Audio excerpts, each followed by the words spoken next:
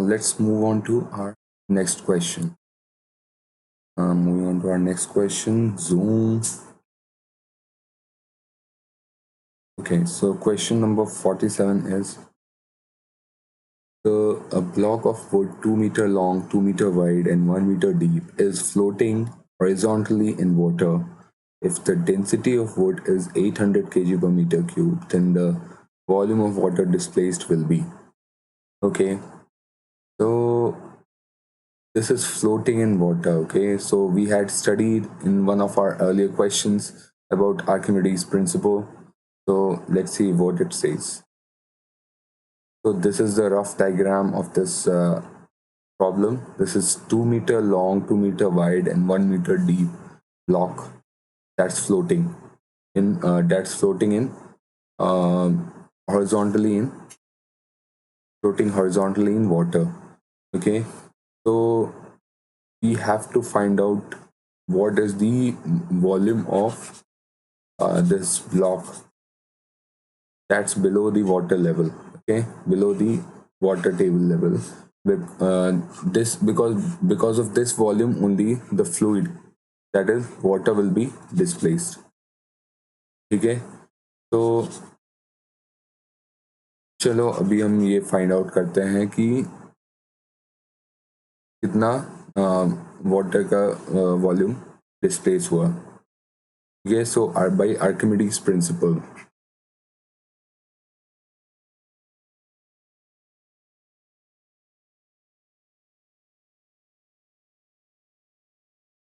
By Archimedes principle,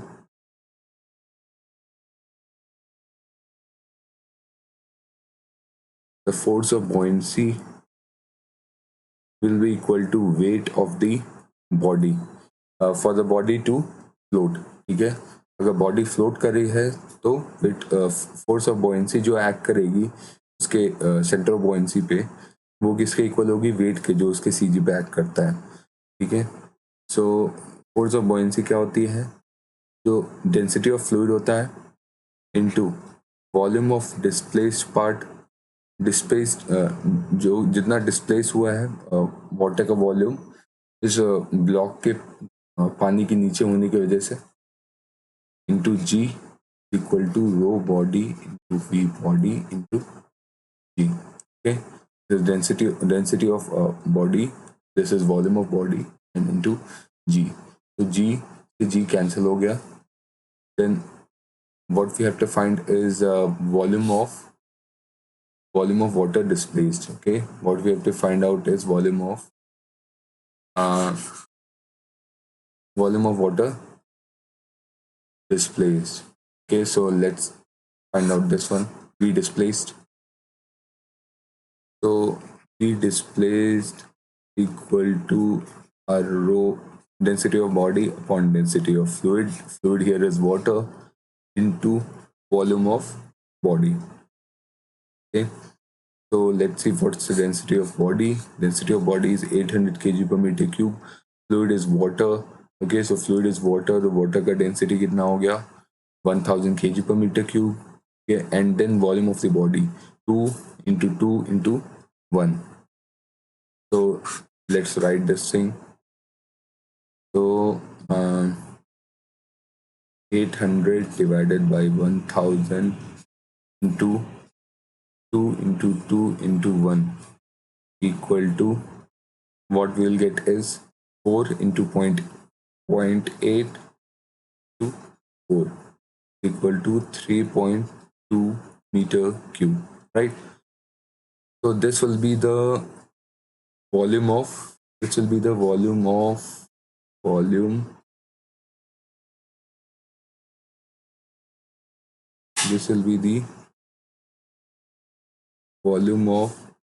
water displaced, right? This will be the volume of water displaced. Now moving on to our next problem. Let's see if there's this answer is available or not. Okay, so it's option number B is the correct one. Then moving on to our next question. Let's zoom it. Okay, and move to the question. Move the question, and let's see. The question says the quadrantal bearing of a line north 55 degree 42-minute west. The corresponding whole circle bearing is. Let's draw it. Let's draw this. This is our north,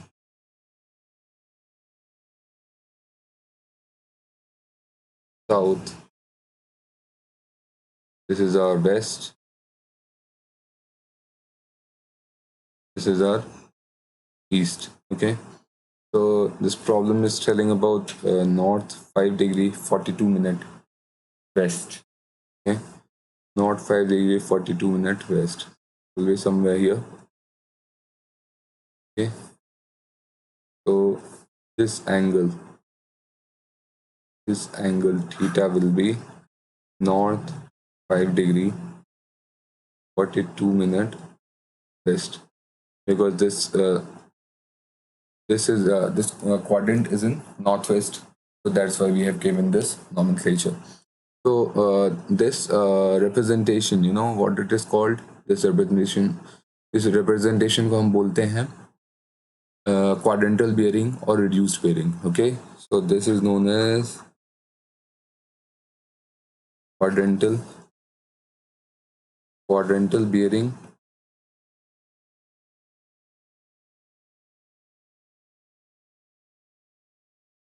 or reduced bearing, right? So what's our quadrantal bearing that's given? Quadrantal bearing ये दे रखा है हमारा north 5 degree 42 minute waste. तो whole circle bearing क्या होता है? Whole circle bearing होता है जब हम जो नॉर्थ होता है, मैग्नेटिक नॉर्थ होता है, वहां से ही एंगल फाइंड आउट करता है उस लाइन. ठीक है, तो ये एंगल अगर थीटा है तो ये टोटल बाकी एंगल कितना होगा? बिकॉज एक सर्कल का टोटल अगर पूरा यहाँ तक जाए तो एक सर्कल फॉर्म होगा. सर्कल का 360 डिग्री होता है, तो ये एंगल कितना हो जाएगा? ये जो है, ये नया जो बना है हमने, ये हो जाएगा 360 माइनस थीटा, राइट? तो 360 माइनस 5 डिग्री 42 मिनट. तो correct option will come out to be C option, 354 degree 18 minutes, right? Then moving on to our next problem. So what our next problem says is about well-conditioned triangle. Well-conditioned triangle, right? If none of its angle is. So let's see what is a well-conditioned triangle. Suppose I have drawn a triangle like this.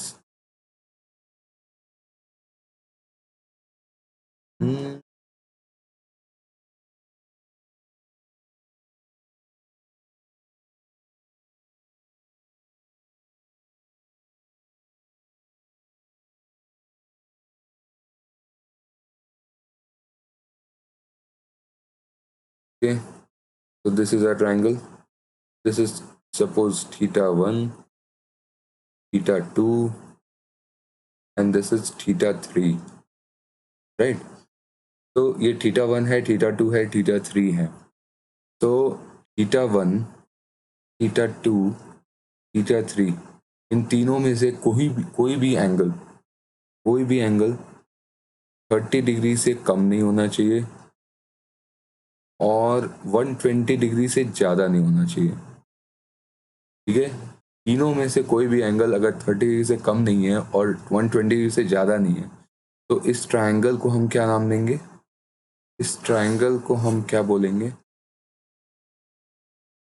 इस triangle को हम बोल सकते हैं well conditioned triangle. Well conditioned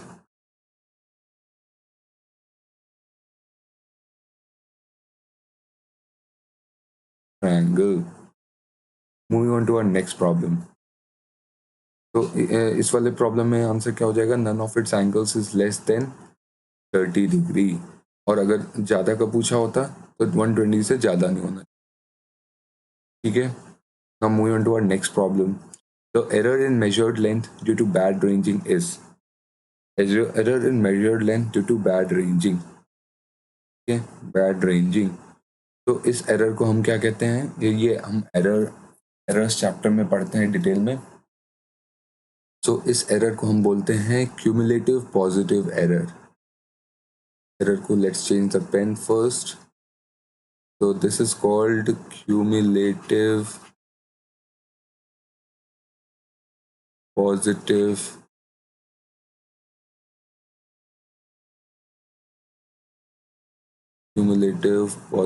error। तो cumulative का मतलब क्या होता है, समथिंग जो ऐड होता जाए, ठीक है, हमेशा ऐड होता जाएगा सक्सेसिवली। और पॉजिटिव है तो कोई कॉम्पनसेशन नहीं होगा इसमें, मतलब ऐड ही होता जाएगा। जैसे अगर मान लीजिए एरर पहले में आया +2, यूनिट कुछ भी हो, +2 आया, उसके बाद फिर +3 आया, उसके बाद फिर +4 आया, तो ये ऐड होता जा रहा है, टोटल हो जाएगा +9, तो ये ऐड होता जा रहा है, ठीक है। तो this is known as cumulative positive error. तो करेक्ट ऑप्शन हमारा क्या हो जाएगा, करेक्ट ऑप्शन हो जाएगा cumulative error, right. Then moving on to our next problem. तो नेक्स्ट प्रॉब्लम कह रहा है, क्ले के बारे में पूछा है, उसका लिक्विड लिमिट कितना होता है। तो क्ले में जो वेरियस टाइप्स ऑफ क्लेज होते हैं, वो कुछ होते हैं जिनमें जो लिक्विड लिमिट है can be even equal to और greater than, even equal to और greater than, can be even greater than और इक्वल टू 500%, 800% तक भी जाता है ये लिक्विड लिमिट। तो इनका लिक्विड लिमिट बहुत ज़्यादा भी हो सकता है, बिकॉज इनका जो वॉल्यूम चेंजेस है with change in water content वो बहुत ज़्यादा होता है। तो इस वजह से यहाँ पे करेक्ट ऑप्शन क्या हो जाएगा, can have liquid limit more than 100% as well, ठीक है। तो करेक्ट ऑप्शन इज ए।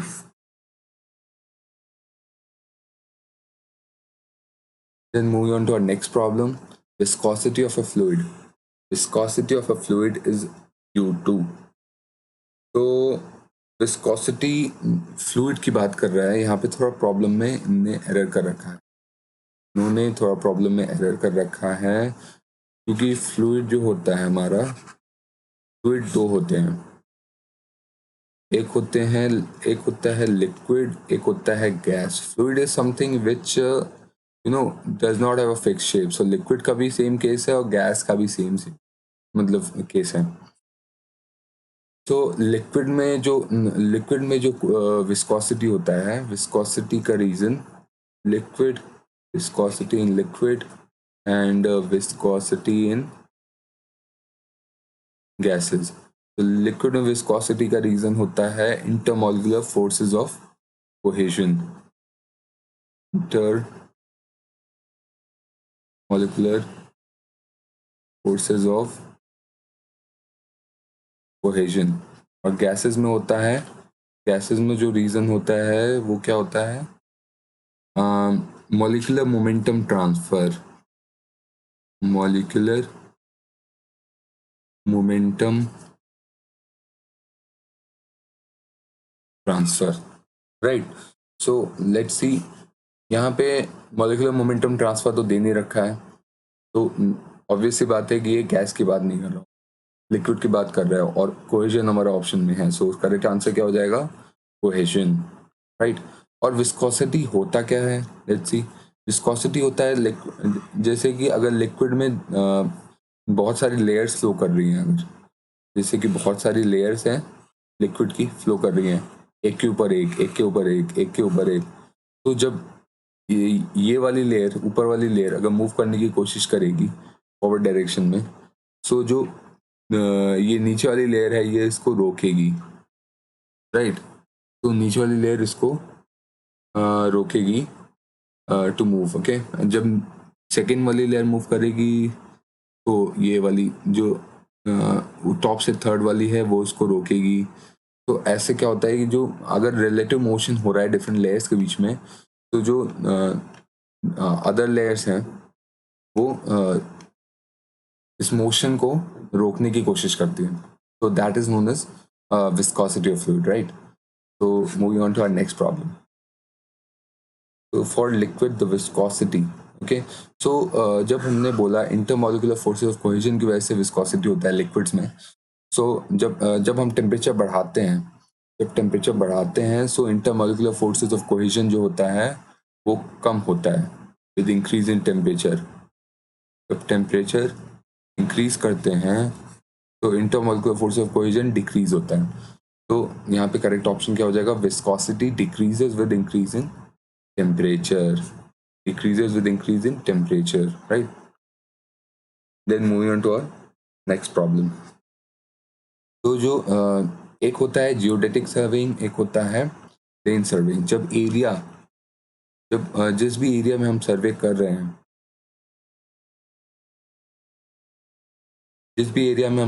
रहे हैं, that is more than 195 square kilometres, 195 square kilometres. तो इस केस में हम क्या करते हैं, जियोडेटिक सर्वेइंग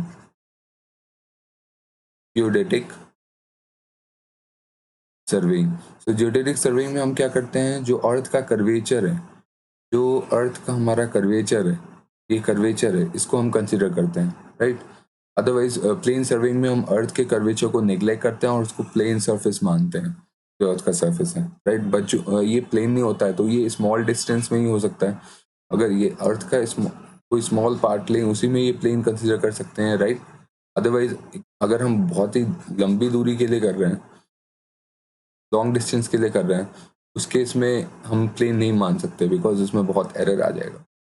तो इस केस में हमें कर्वेचर कंसिडर करना पड़ता है, राइट। तो that is why geodetic surveying is done. तो जियोडेटिक सर्वेइंग में ऐसा जब पता चल रहा है कि लॉन्ग डिस्टेंस के लिए करते हैं और ज़्यादा एरिया के लिए करते हैं और कर्वेचर कंसिडर करते हैं, तो उस केस में ऐसे कुछ ट्रायंगल्स बना के हम ये सर्वे कंडक्ट करते हैं। ऐसे ट्रायंगल्स होते हैं, ये ट्रायंगल्स हैं और इनका नाम होता है spherical triangle.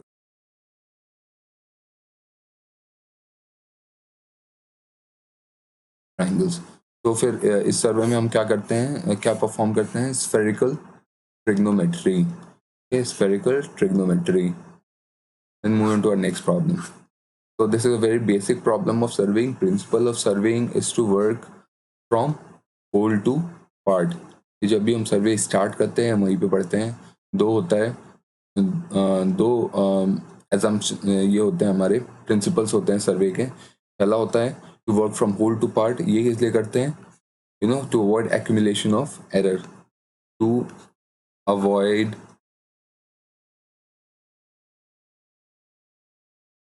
accumulation of, right. And इसका सेकेंड पार्ट होता है locate a point with respect to at least two reference point, ठीक है। To locate a point, to locate a point with respect to with respect to at least two reference points, right. Now moving on to our next problem की ओर चलते हैं, देखते हैं next problem क्या कह रहा है। तो नेक्स्ट प्रॉब्लम कह रहा है कि parallax can be eliminated bye, तो इसको थोड़ा सा डिटेल में कंसिडर करते हैं। तो पैरालैक्स एलिमिनेट करने के लिए, टू एलिमिनेट पैरालैक्स, तो parallax can be eliminated by, first is focusing the I piece, जो हमारे इंस्ट्रूमेंट में आई पीस लगा होता है, उस आई पीस को फोकस करने से, राइट। तो फोकसिंग द आई पीस को फोकस करने से क्या होता है, जो क्रॉस हेयर्स होते हैं उनका शार्प एंड डिस्टिंक्ट विजन हो जाता है। और sharp sharp and distinct, distinct मतलब क्लियर, ठीक है। Something which is clear is distinct, okay. So sharp and distinct vision of crosshairs, cross hairs, ठीक है। और सेकेंड पॉइंट क्या होता है, सेकेंड होता है bye focusing the objective, focusing the objective, focusing the objective.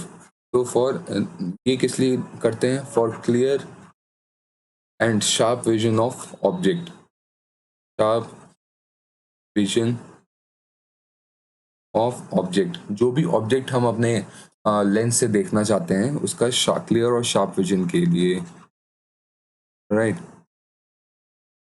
तो करेक्ट ऑप्शन यहाँ पे क्या हो जाएगा, करेक्ट ऑप्शन होगा both A and B, focusing the I piece, focusing the objective. इन दोनों को करने से पैरालैक्स रिमूव हो सकता है। Moving on to our next problem. तो प्रॉब्लम में क्या कह रहा है, प्रॉब्लम में कह रहा है for column whose one end is fixed and other end is hinged, the crippling load will be calculated by the formula। तो crippling load का फॉर्मूला क्या होता है,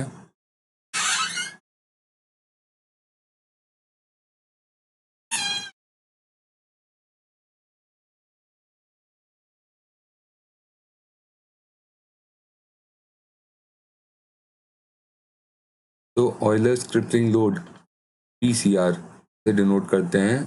इसका फॉर्मूला होता है पाई स्क्वायर ई आई, मिनिमम, मिनिमम जो मोमेंट ऑफ इनर्शिया होता है वो लेते हैं, जिस भी एक्सिस के अबाउट होगा, upon L effective square, okay. This is L effective, effective length. Effective length क्या होता है, L E is effective length.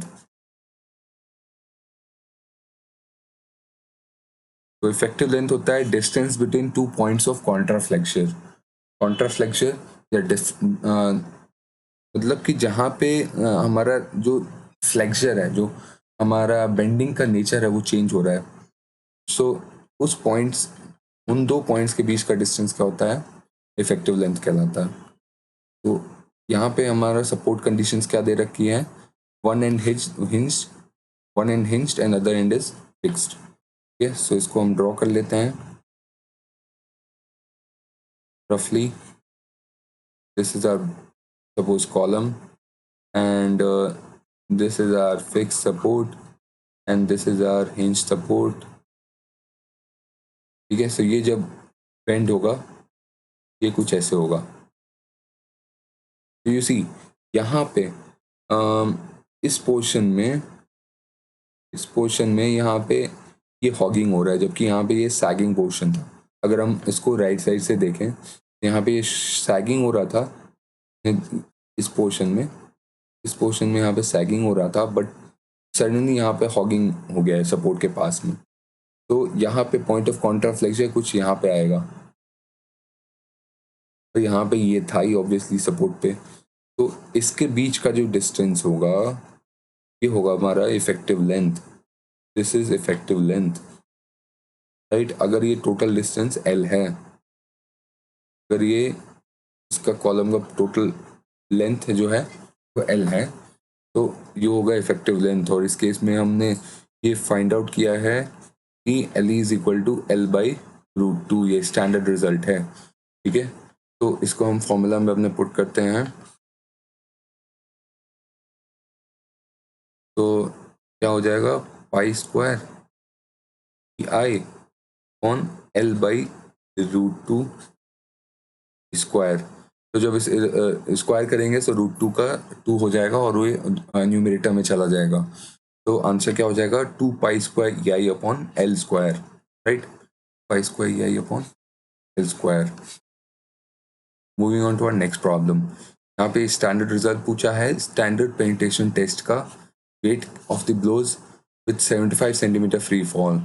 तो वेट ऑफ द ब्लोज कितना होता है, ये एक्सपेरिमेंट करते हैं, इसमें ये स्टैंडर्ड हैमर लेते हैं, उसका वेट कितना होता है 63.5 kg, right, 63.5 kg। Moving on to our next problem. यहाँ पे क्या कह रहा है, which of the following methods is suitable for determining the permeability of clay soil. So suitable for determining the permeability of clay soil. तो क्या होता है कि जो क्ले सॉइल है, जो हमारा क्ले होता है, क्ले में जो परमिबिलिटी होती है, के बहुत कम होते हैं। Permeability is of clay is even less than 10 to the power minus 7 centimeter per second, right? तो इस केस में हम कांस्टेंट हेड परमिबिलिटी टेस्ट नहीं कर पाते। Constant head permeability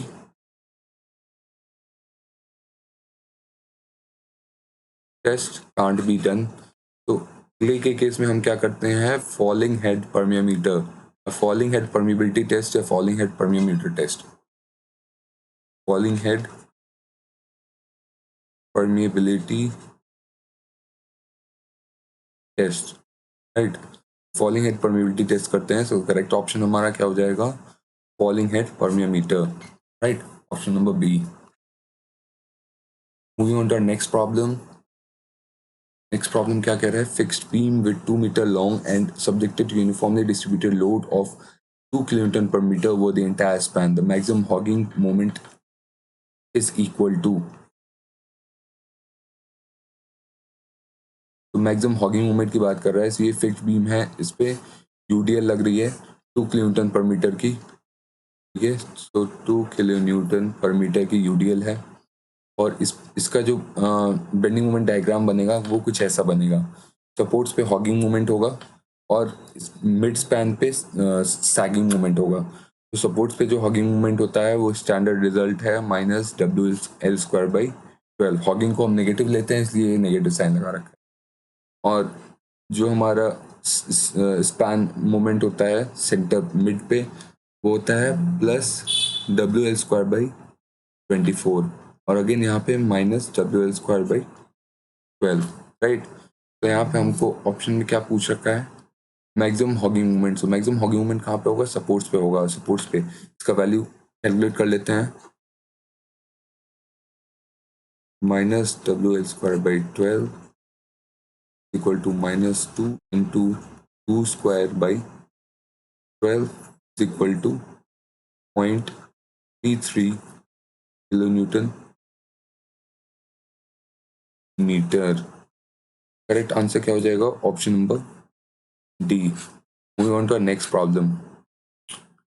so tau is shear stress, sigma is normal stress, failure of a given soil, C5 are the shear parameters for the soil.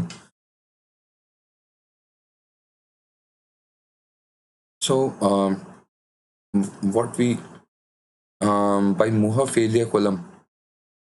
Mohr-Coulomb theory, by Mohr-Coulomb's theory, इस theory को हम detail में पढ़ते हैं अपने detail courses में। shear strength is equal to C plus sigma n bar tan phi dash, okay. These are all effective shear parameters, C dash, phi dash, and this is effective stress sigma n bar. तो इसी को थोड़ा सा modify करके अगर हम देखें, so tau is equal to C plus sigma tan phi। Correct option क्या हो जाएगा, ऑप्शन ए, ठीक है। ये स्टैंडर्ड, ये बहुत इंपॉर्टेंट थियरी है हमारी सॉइल मैकेनिक्स की, इस पे पूरी सॉइल मैकेनिक्स बेस्ड है।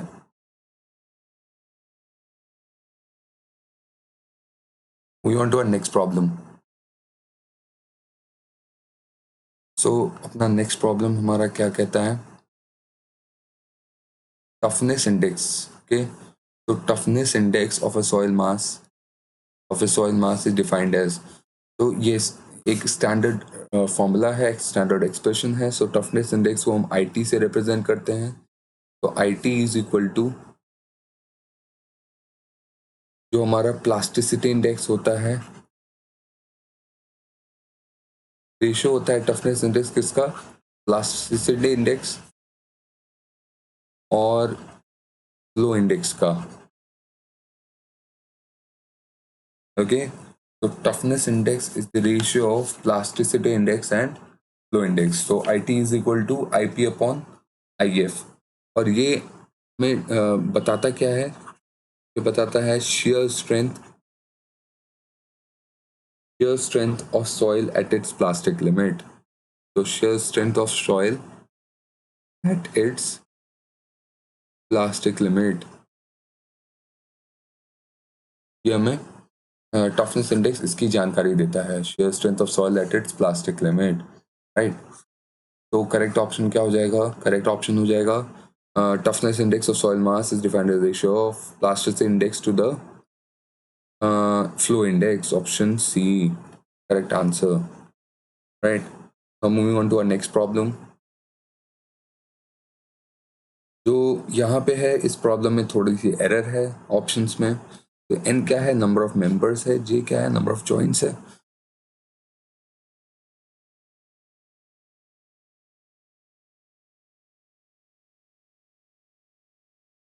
So n number of members, j number of joints in a frame, it contains redundant members if।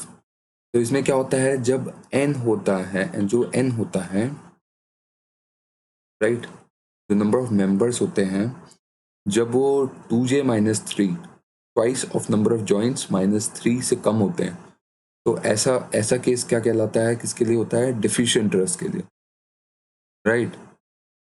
This is known as deficient truss, deficient truss. जो number of members हैं equal to 2j minus three अगर होते हैं, equal to 2j minus three अगर होते हैं, तो ये क्या कहलाता है, perfect truss, a perfect truss. और n is greater than 2j minus three अगर होता है, तो इस केस में हम क्या कहते हैं, इसको redundant truss.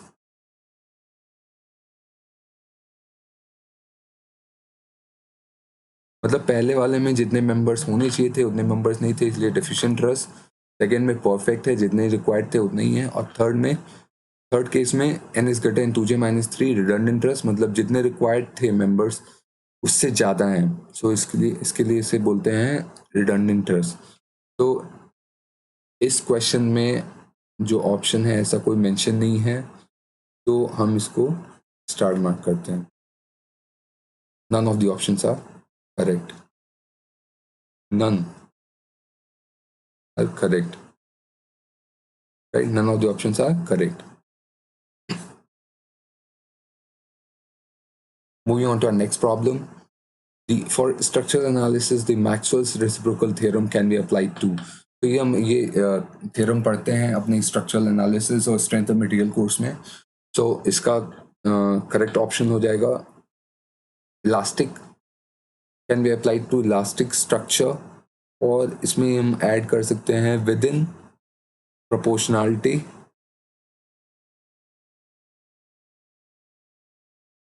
Limit, right, within proportionality limit, जिस रेंज में जो स्ट्रेस होता है डायरेक्टली प्रोपोर्शनल टू स्ट्रेन रहता है, ठीक है।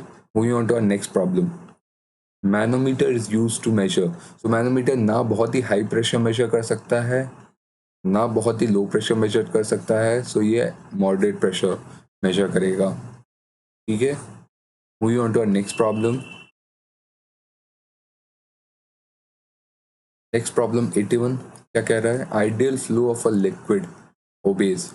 तो आइडियल फ्लो में क्या होता है, ideal flow of a liquid, ideal flow में क्या होता है, जो हमारा विस्कोसिटी होता है, आइडियल फ्लो में जो होता है इनकम्प्रेसिबल फ्लो होता है, इनकम्प्रेसिबल फ्लो होता है, right, in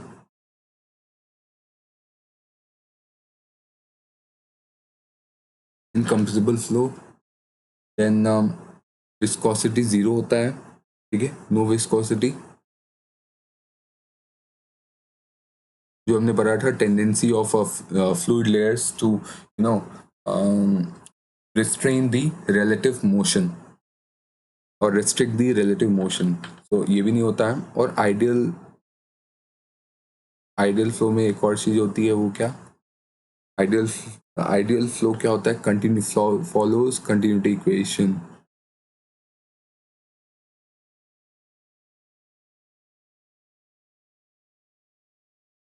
continuity equation in one dimensional flow क्या होता है, dm dot is equal to 0।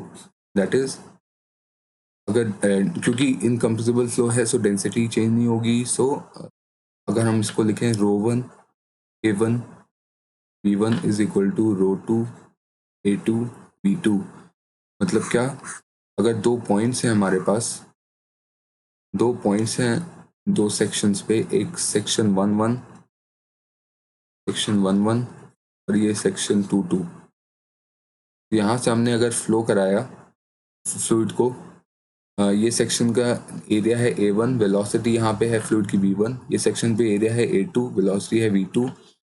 तो यहाँ पे अगर फ्लो हो रहा है ρ1 a1 v1 का, तो यहाँ पे भी जो प्रोडक्ट होगा ρ2 a2 v2 वो कांस्टेंट रहेगा। और सिंस हम पहले देख चुके हैं आइडियल फ्लो में इनकम्प्रेसिबल फ्लो होता है, मतलब डेंसिटी चेंज नहीं होगी, सो डेंसिटी इक्वल रहेगी, ये कैंसिल आउट हो जाएगा, ये टर्म कैंसिल आउट हो गया। So a1 v1 is equal to a2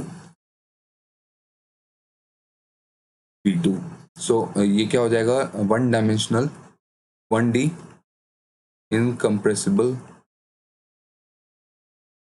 flow के लिए हमारा ये कंडीशन वैलिड है। तो करेक्ट ऑप्शन क्या हो जाएगा, correct option will be continuity equation, right. Now moving on to our next question. Bulking of sand is usually, तो बल्किंग क्या होता है, जैसे कि जो सैंड के पार्टिकल्स होते हैं, अगर उसमें थोड़ा सा 4 to 5% अगर मॉइस्चर कंटेंट, अगर वाटर कंटेंट या मॉइस्चर कंटेंट अगर है, अगर फाइन सैंड में है या मीडियम सैंड में है, इवन कोर्स सैंड में है, तो क्या होता है कि उसके जो पार्टिकल्स होते हैं उनमें उनमें ऑलरेडी चार्जेस डेवलप होते हैं और वाटर मॉलिक्यूल्स की हेल्प से वो एक स्ट्रक्चर सा बना लेते हैं, वो एक हनीकॉम्ब स्ट्रक्चर फॉर्म करते हैं, जिसकी वजह से क्या होता है, जो हमारा वॉल्यूम है वो सैंड का वो इंक्रीज हो जाता है, जो वॉल्यूम है सैंड का वो इंक्रीज हो जाता है, राइट। तो वॉल्यूम इंक्रीज होने से क्या होता है कि जैसे हम जो भी जैसे कंस्ट्रक्शन कर रहे हैं घर पे, हमने अगर सपोज सैंड मंगाई, रेत मंगाई अगर, और उसमें वो क्या करते हैं, जो वेंडर्स होते हैं, जो डिस्ट्रीब्यूटर्स होते हैं, वो क्या करते हैं, वो थोड़ा सा पानी ऐड करके लेके आते हैं, जिससे क्या होता है, ये ज़्यादा वॉल्यूम होता है। तो भले ही वो ट्रॉली में सपोज एक ट्रॉली है, ये ट्रॉली है, और यहाँ पे सपोज एक्चुअल सैंड यहीं तक होगी, एक्चुअल सैंड इतना ही होगी, बट थोड़ा सा पानी ऐड करने से क्या होता है कि उसका वॉल्यूम इंक्रीज हो जाता है, वॉल्यूम इंक्रीज हो जाता है, वॉल्यूम इंक्रीज होके इतना हो जाता है, इंक्रीज होके इतना हो जाता है। तो ये क्या है, ये वाला जो एक्स्ट्रा वॉल्यूम है, ये अगर हम और पानी ऐड करें या इसको कम्प्लीटली ड्राई करें, तो ये अपनी एक्चुअल वॉल्यूम गेन कर लेगा और हमें पता चल जाएगा कि ये यही एक्चुअल वॉल्यूम था, ये तो हमें सिर्फ दिख रहा था, लेकिन ये एक्चुअल इतना सैंड था नहीं। ठीक है, तो ऐसे हम जो होता है चीट हो जाते हैं, चीटिंग का शिकार हो जाते हैं। तो इस केस में जो बल्किंग ऑफ सैंड है, यूजुअली 4 to 5% मॉइस्चर कंटेंट पे कितना हो जाता है, 20 to 30% इसका वॉल्यूम इंक्रीज हो जाता है, 20 to 30%। ठीक है, तो usually between 20 to 30%, right. Moving on to our next problem, that is problem number 83. The material used in manufacture of geotextiles. तो geotextiles में हम क्या करते हैं, क्या यूज करते हैं, पॉलीमर्स यूज करते हैं। जो भी हमारे पॉलीमर्स अवेलेबल हैं, तो पॉलीमर्स में क्या क्या हो जाएगा, पॉलीथीन भी पॉलीमर है, नायलॉन भी पॉलीमर है, ठीक है, नायलॉन 66 हम पढ़ते थे, और पॉलिस्टर भी पॉलीमर है। सो करेक्ट ऑप्शन क्या हो जाएगा? All of the above, right. Moving on to next problem, the instrument used for setting out offset at right angles. तो देखेंगे अगर open cross staff, French cross staff, ये 45 डिग्री, हर एक 45 डिग्री पे करता है। सो इवन 90 डिग्री पे भी करेगा, 90 डिग्री पे भी एंगल मेजर करेगा, और ये एडजस्टेबल क्रॉस स्ट्रफ है, ये भी कर लेगा। लेकिन अगर इसमें हम देखें कि मोस्ट एक्यूरेट वन कौन सा हो सकता है, तो ऑप्टिकल स्क्वायर ज़्यादा एक्यूरेट रीडिंग देता है। सो हम इसको ऑप्शन करेक्ट आंसर चूज कर सकते हैं, D is the most appropriate answer, ठीक है। Moving on to next problem, हमारा नेक्स्ट प्रॉब्लम क्या कह रहा है? नेक्स्ट प्रॉब्लम कह रहा है कि ये the method of levelling, method of surveying use for determine the relative heights of points on the surface of the earth is, ठीक है। तो वैसे जो सिंपल लेवलिंग होता है, simple levelling and differential levelling, दोनों इस पर्पस के लिए काम आते हैं। बट यू नो दैट जो सिंपल लेवलिंग होता है,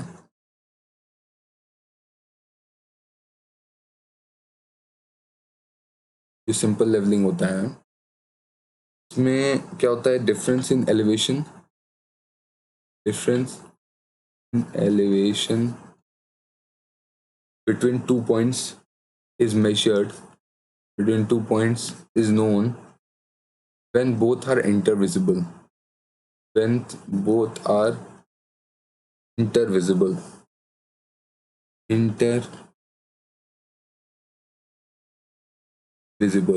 यानी कि इंटरविजिबल होना चाहिए दोनों पॉइंट्स को, ठीक है। तो और डिफरेंशियल लेवलिंग में ऐसा कोई कंडीशन नहीं है। डिफरेंशियल लेवलिंग में अगर लार्ज डिस्टेंस भी इंटरविजिबल नहीं है, फिर भी हम डिफरेंशियल लेवलिंग परफॉर्म कर सकते हैं। सो मोस्ट अप्रोप्रिएट वन हम क्या ले सकते हैं इसमें? मोस्ट अप्रोप्रिएट आंसर हम डिफरेंशियल लेवलिंग कंसिडर कर सकते हैं, राइट।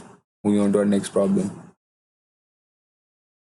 नेक्स्ट प्रॉब्लम क्या कह रहा है? Angle between back tangent, angle between back tangent and forward tangent of a curve is called, back tangent and forward tangent. So इसमें थोड़ा सा एक फिगर ड्रॉ कर लेते हैं। सपोज ये कर्व है,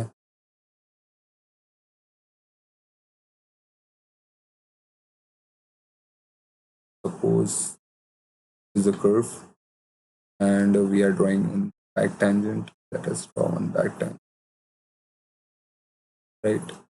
And suppose we draw on forward tangent, right? So this is the back tangent, the back tangent, this is the forward, this is the forward tangent, ठीक है। बैक टेंजेंट को B नाम दे देते हैं, इसको forward tangent F नाम दे देते हैं। सो एफ और बी जो लाइंस हैं, इनके बीच का जो एंगल है, ये डिफ्लेक्शन एंगल कहलाता है, deflection angle delta, right. Moving on to our next problem, the ratio of change of bending moment is equal to, ratio of change of bending moment is equal to, right, change of bending moment। तो यहाँ पे क्या कहना चाह रहा है? हमारे एक स्टैंडर्ड रिजल्ट है v equal to dm by dx। तो change in bending moment to the with respect to length is known as shear force। तो यहाँ पे करेक्ट आंसर क्या हो जाएगा? shear force, ठीक है। Moving on to our next problem, the phenomenon of decreased resistance of a material due to reversal of stress। like suppose reversal of stress है, जैसे कि let us suppose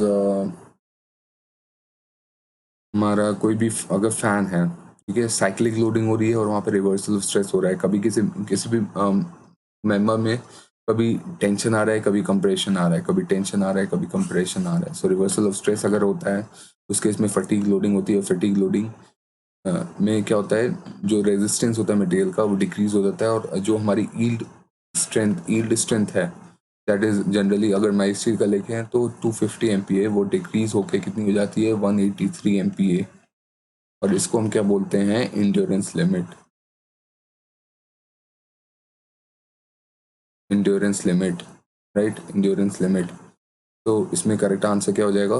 resilience, right, resilience. Moving on to our next problem, the word ratio of a soil mass can be, void ratio of a solid mass can be, तो void ratio का formula क्या होता है? void ratio का expression होता है volume of voids, ratio of volume of voids to the volume of solids. तो since volume of voids zero कभी भी नहीं हो सकते क्योंकि सॉइल है हमारा, सॉइल में हमेशा void रहते हैं, और ये जो है volume of voids है ये can be less than volume of solids, can be more than volume of solids, ठीक है। तो करेक्ट आंसर क्या हो जाएगा? it can take any value greater than 0. Void ratio of solid mass can take any value greater than 0. Okay, moving on to our next problem. Next problem क्या कह रहा है? नेक्स्ट प्रॉब्लम पूछ रहा है हमको हमारे कोफिशिएंट ऑफ यूनिफॉर्मिटी के बारे में। तो which of the following is a measure of particle size range.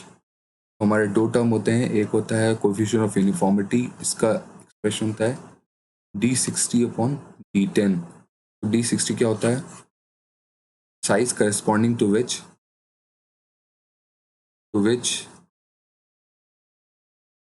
size corresponding to which 60% of the particles are finer, which 60% particles are finer, ठीक है। और d10 का मतलब क्या होगा? 10% फाइनर, 10% फाइनर के करस्पॉन्डिंग साइज, ठीक है, के करस्पॉन्डिंग सीव साइज, ठीक है, ये सीव साइज है।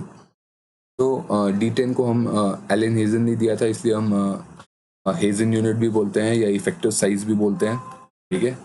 तो सी यू क्या बताता है हमको? Particle size range of distribution curve.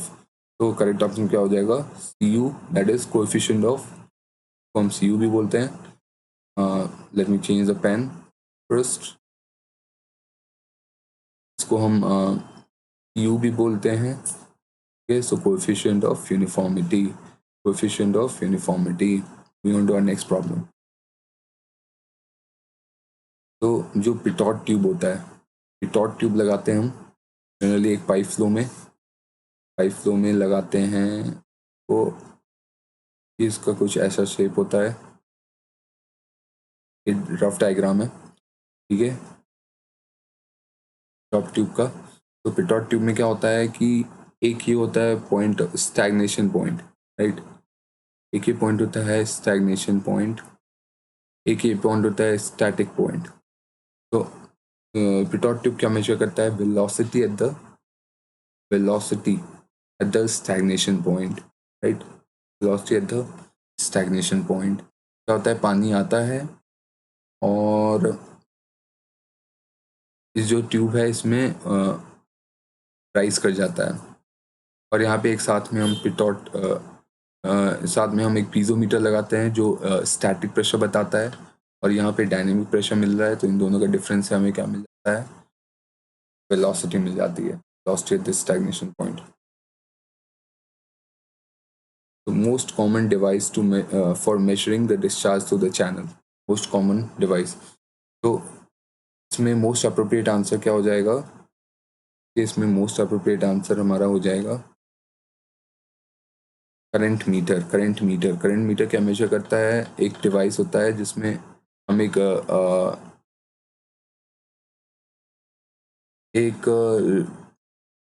Device dip करते हैं जिसमें सॉर्ट ऑफ व्हील्स, पेडल्स लगे होते हैं, जो अगर पानी इस पे टकराता है, ये घूमने लगता है, नंबर ऑफ रेवोल्यूशंस हम काउंट कर लेते हैं और उससे वेलोसिटी मिल जाती है, और एरिया हमें पहले से फाइंड आउट किया रहता है। तो इससे हम क्या फाइंड आउट कर सकते हैं?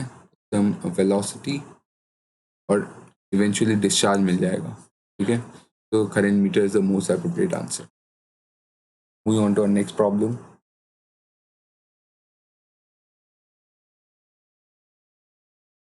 राइट, तो नेक्स्ट प्रॉब्लम क्या कह रहा है? Next problem is talking about the atmospheric pressure held in terms of water and in terms of water column. So let us do this.